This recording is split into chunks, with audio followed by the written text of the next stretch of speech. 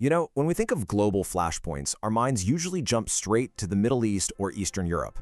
But actually, the most fiercely contested and heavily militarized stretch of water on Earth right now isn't the Atlantic, and it isn't the Persian Gulf. It's a relatively small, Mediterranean-sized sea in Asia that genuinely has the potential to trigger World War III. Welcome to our Deep Dive Explainer.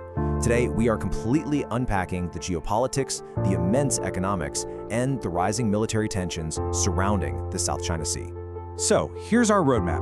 We're going to break this complex issue down into 5 parts: the global economic lifeline, the 9-line dispute, artificial island militarization, the great power tug-of-war, and finally, those terrifying conflict trigger scenarios. All right, starting right off with Section 1, the global economic lifeline.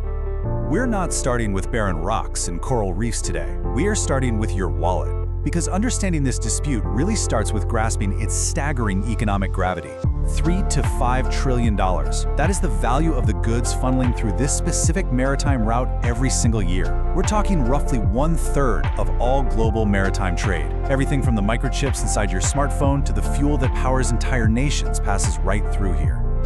So what happens if this route actually gets choked off by a conflict or blockade? Well, the fallout wouldn't just be a regional headache. It would be a global nightmare. Middle East oil shipments would stall out, Asian electronics manufacturing would completely freeze. We'd see supply chains literally collapse, extreme price spikes on everyday goods, and honestly, a widespread global economic crisis almost overnight. And get this, the value doesn't even stop at the surface. Down on the seafloor, there is unbelievable, untapped wealth. With an estimated 11 billion barrels of oil, 190 trillion cubic feet of natural gas, and massive fisheries that sustain hundreds of millions of people, this incredible bounty is basically pouring highly combustible fuel onto an already raging geopolitical fire for all the nations surrounding it. Which brings us to Section 2, the 9-line decennium. At the absolute center of all this tension is something called the 9-line. Originating from a map drawn way back in 1947, China now uses this sweeping, U-shaped demarcation to claim roughly 90% of the South China Sea as its historic waters. To put that into perspective, this claim extends hundreds of miles from the Chinese coast, directly overlapping with the exclusive economic zones of several neighboring countries. And China bases this on centuries of their own fishing and navigation in the area.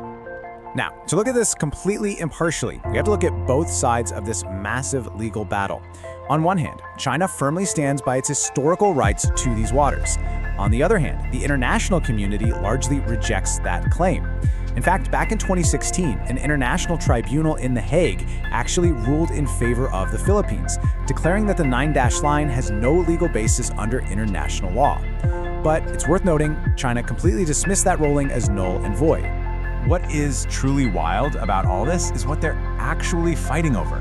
These giant global legal battles, they're being fought over tiny, barren features. We're talking about little atolls, shoals, and rocks in the Spratly and Paracel Islands that barely even peak above the water at high tide.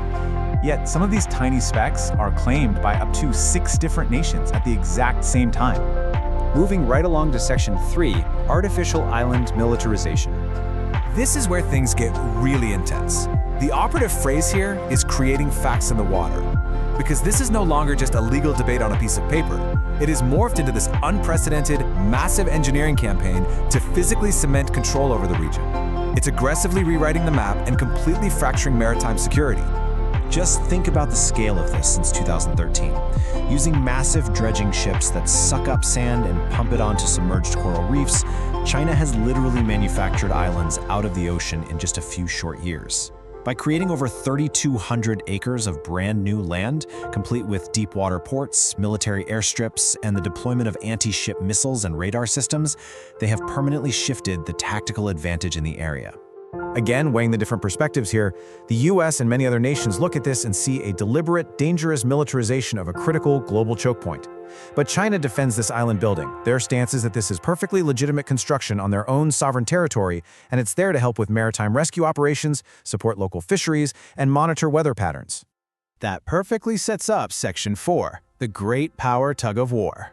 This is where we enter the pressure cooker phase of our explainer. We go from a regional territorial squabble to a high-stakes geopolitical chess match by bringing in outside superpowers.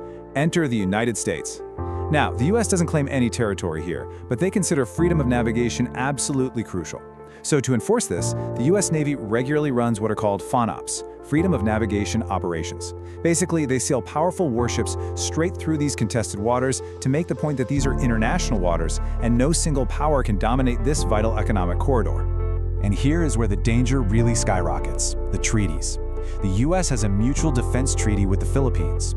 In practice, this means that a localized clash, say between a Philippine Coast Guard boat and a Chinese vessel, could legally obligate the United States military to intervene directly.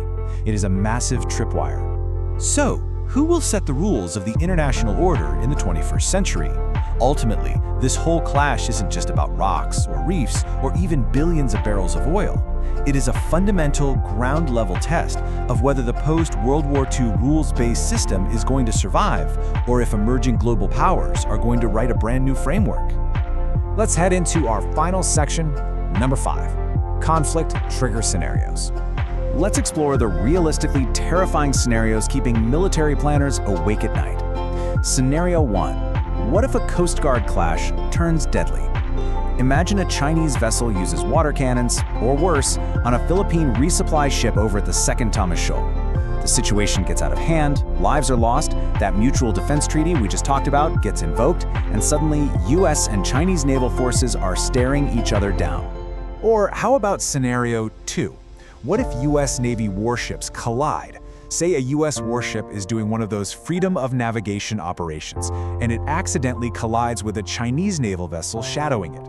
With the intense domestic nationalist pressure in both of these countries, neither government might feel they can actually afford to back down. Then there's scenario 3. What if an air intercept completely fails? Let's say China establishes an air defense identification zone over the sea. A non-Chinese aircraft flies through, an interception maneuver goes horribly wrong, and a plane goes down. Boom! A localized crisis sparks instantly. Look, none of these scenarios are guaranteed to happen, right? But think about the ingredients here. We have nuclear-armed navies operating literally within yards of each other. You combine that kind of physical proximity with immense national pride and very muddy rules of engagement, and a simple, tragic accident can snowball into a global catastrophe before anyone can hit the brakes. The tricky thing is, the future of the global order is being decided one tiny confrontation at a time. Because this conflict is escalating as a slow burn, a blocked fishing boat over here, a quiet missile battery installed over there, the wider world rarely pays attention to the full, alarming picture.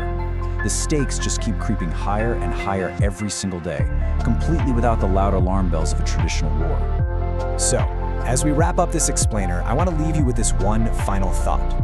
The question is no longer whether the world will eventually have to confront the reality of the South China Sea crisis.